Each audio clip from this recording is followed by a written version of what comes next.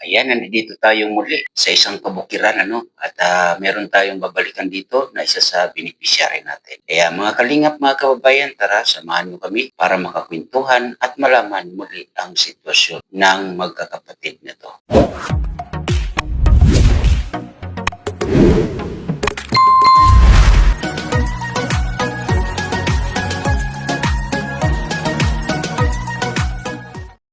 So yun, mapagpalang araw mga kalingap, mga kaibigan, at ayun na pupuntahan natin muli itong ating Tres Marias na nandito sa Barangay San Rafael.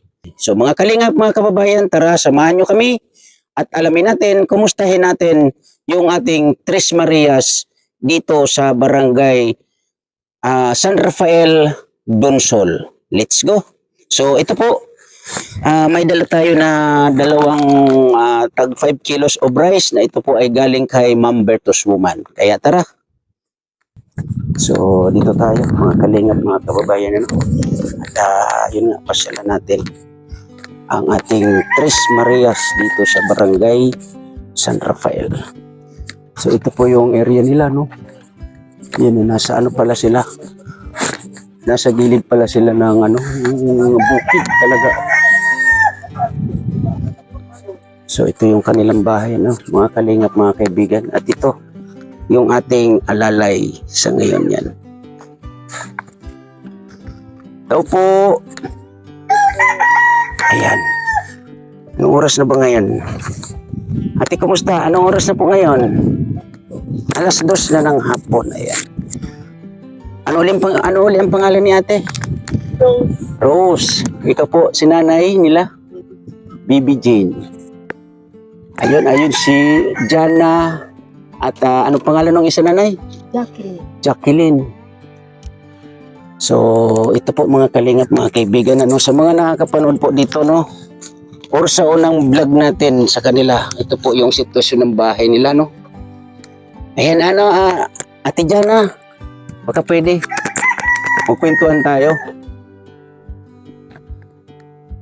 Pakisuot mo tong mic. Pakiipit mo sa damit, ha. Ayan po. Si Ate Rose. Ate Rose, halika. Si Ate Jacqueline.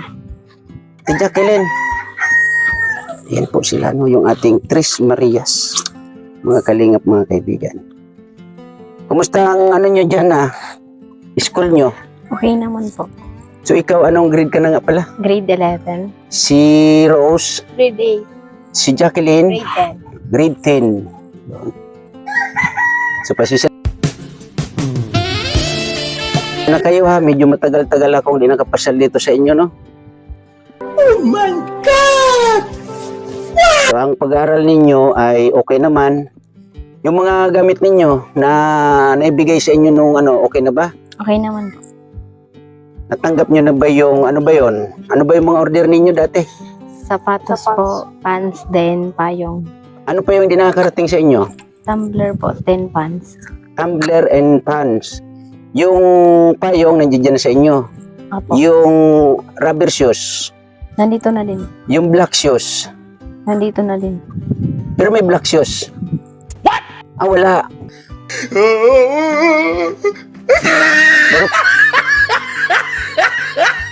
Pwedeng makita yung payong at yung ano ba yun?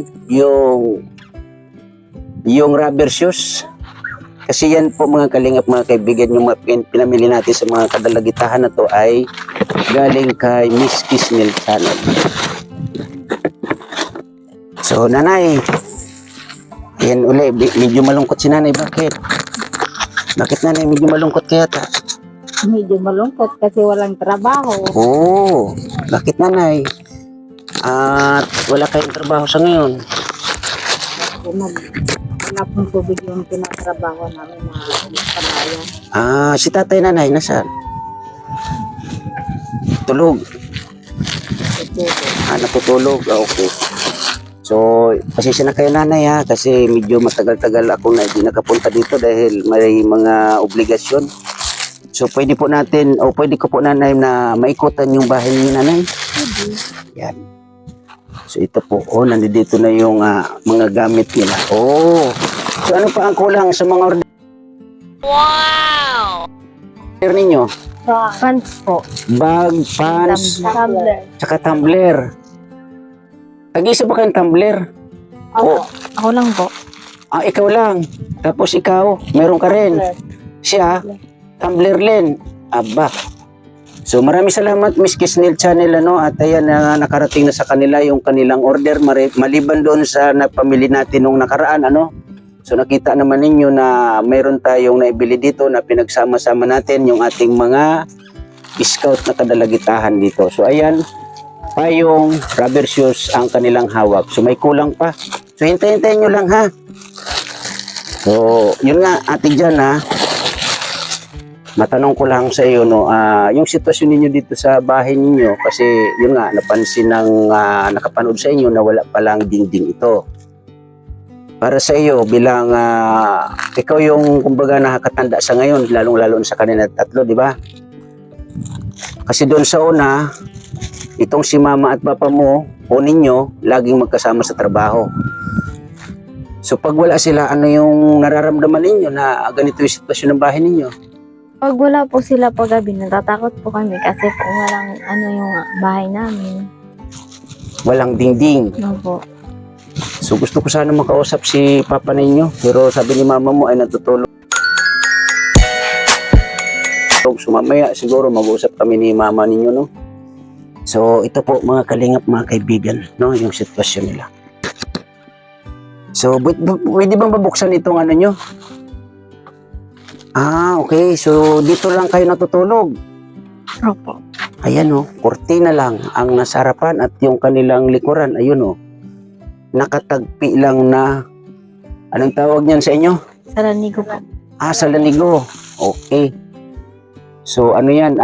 Nakalimutan ko yung tawag niyan. Sa Tagalog. Sawali. Sawali nanay, tama. Nahulog na yung payong. Sawali. So, medyo pag nanay, baka pwede nanay, dito ka nanay, para makapagkwentuhan tayo maigi. Dito ka, dikit ka kay kasi yung mic.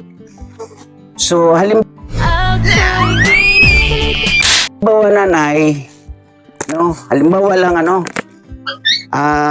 kung sawali yung ipapadingding dito, meron ba kayong mabibilihan ng sawali dito? May po dito, mabibilihan kami yung yung ginagawa po ng sawali. Tapos may gumagawa din po niya dito. Saan kaya tayo makakamura? Doon sa gawa na o doon sa gagawin pa lang? Siguro sa ginawa na. Sa ginawa na. Kasi madali. So, yun nga Sana all. ang natin dito na yung dingding. Wag. So si Tatay Bananay, kung sakasakali bibili lang tayo ng yung tapos na sawali, kung halimbawa si Tatay kaya niyang gawin ito na siya yung magdidingding. Sa palagay mo nanay? Opo. So may mga katulong naman siya. Ilan nga pala yung anak mo na babae? Ay lalaki? 3. Tatlo. So nandito naman sila. Nandito po sa akin yung 3. Okay. So pwede na sigurong pagtulong-tulungan sa trabaho and then ang bibili na lang siguro dito ay yung dingding. Ngayon yung paningdingan yung pagdidikitan ng dingding. Po ang problema. So nangangailangan niya ng anong tawag niyan? Yung kukulamber kasi ito mga kalingap mga kaibigan ay kukulamber din. Oo. So okay naman yung bubong. So saan ang nito nanay, yung didingdingan nyo halimbawa hanggang saan? Kasi ito, haligi. Hanggang dito. Ito. Ito yung didingdingan ninyo hanggang doon. So alam mo nanay ang sukat kaya ng niyan, yung sawali. Kasi yung binibili namin dati ay 2x2. Hindi ko po alam. So sa pagkakaalam nyo nanay, dyan na dito ka kasi yung mic. Ayan. So sa pagkakaalam nyo nanay, mga magkano ang bawat isa doon sa sawali dito? Hindi ko po alam. Kasi hindi naman po ako punta doon sa bilihan ng sawali. Okay. So kung yun ang dito kasi yung sukat nito. Ano ba to nanay? Ipopluring nyo o ganyan lang? Gusto ko po sanang i-flooring ito kahit dito sa lagyan lang ng carpet, pwede nang tulugan. O yung floor mat kung tawagin. Po. So ang ano dito, ang importante sa inyo dito nanay, yung dingding lang muna. Opo. Siguro sa ano na sa sunod na yung kung ano yung pwede kasi tatambakan lang to para maging pantay Opo. yung pinaka-flooring. Yan po no. Mga kalingap yung sitwasyon nila dito. So yun nga, ulitin ko ay open ito. So sila pag natutulog nanay, ganyan lang yung kurtina hahawiin lang. Opo, yung kortina lang. Grabe no. Pag minsan nga, pag nagkukupra kaming mag-asawa, sabi ko, ano na yung mga bata doon? Kasi walang, ano yung bahay namin, walang dingding. Mga babae pa naman yung nandito sa bahay. Oo nga, puro ano to, ito, Tres Marias natin mga kalingap. Minsan, umuwi kami, umaga na. So ibig sabihin, lagi kayo magkasama ni tatay sa kung saan siya na ano na trabaho. Opo. So mga ilang araw kayo bago umuwi galing sa or sa pagtatrabaho. So, minsan, pag marami naman nakukupra namin, mga 3 araw. So ito po no mga kalingap mga kaibigan ano, ikutan natin yung ano nila dingding or ano ng bahay nila no. So ayan po no. Tingnan natin. Ayan oh. Siguro ang sukat nito ay 3 by 2.5 no, ang sukat nito. So ayan po no. As in talagang ang likod or kabahayan ay wala talagang dingding. So yan lang no. Tinagpi lang talaga. Ayan oh.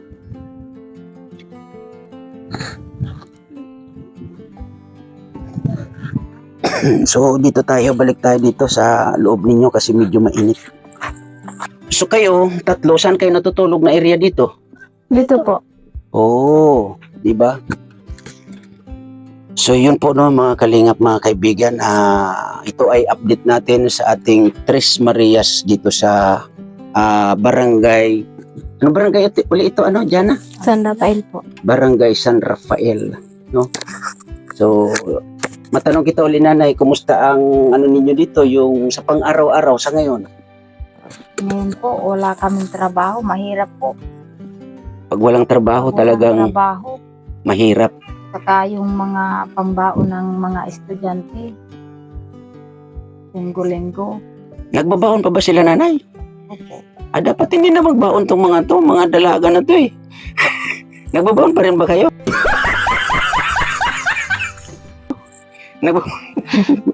Lalo na to si Jana, medyo chubby. Yung dalawa, pwedeng kailangan ng baon kasi medyo...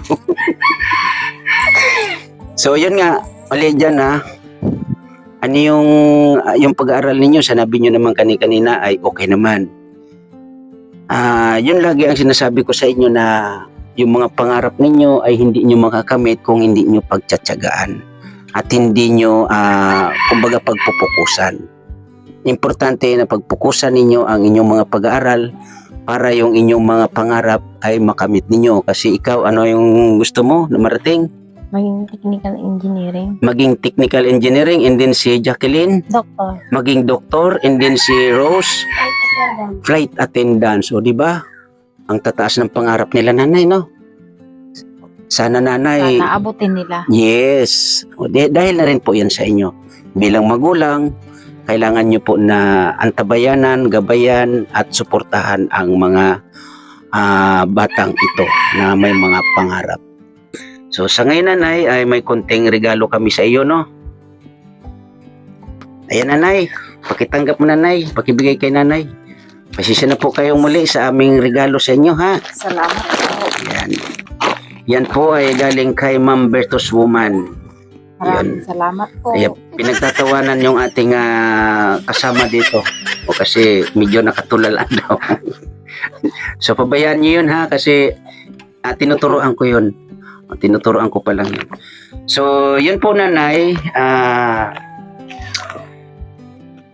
Depende po sa kung may makakatulong po sa sitwasyon ninyo dito, lalong-lalo na dito nga sa dingding ng bahay ninyo, ay makakarating po agad-agad sa inyo, no? So, yun po, no, mga kalingap, mga kaibigan. Niko, Nika! Huwag tawanan kasi lalo na yan. So ito po no, siguro kasi 2x2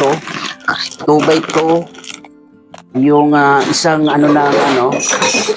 isa, dalawa, tatlo, apat, lima.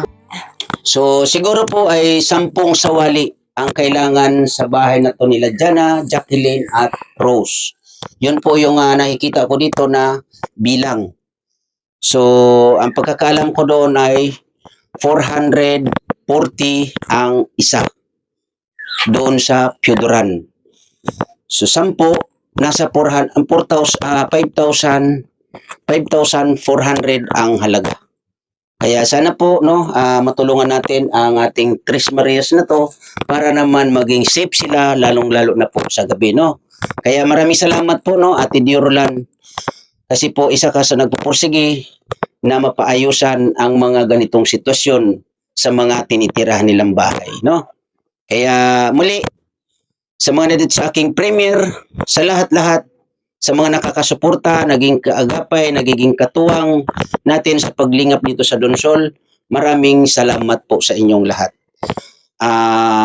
Ate Dirolan, Ma'am Bertus Woman, Ate Irene DB, Ate Salinyagan, Kuya Ronaldo Dionisio, sa lahat-lahat po no, maraming thank you po sa inyong lahat. At sa mga teams, no, salamat ng marami sa inyong suporta at lalong-lalo na sa Team Kuroda. Thank you na marami sa buong Team Kuroda sa suporta ninyo at lalong-lalo na kay Ate Ana Kuroda and siyempre sa ating Team Kalingap sa pangunguna ni Kuya Bal Santos Matubang, Kalingap Rab at Ate Edna. Muli sa mga sa aking premiere, maraming salamat po sa inyong suporta. Ingat po tayo parati and God bless po. Bye-bye! Salamat po.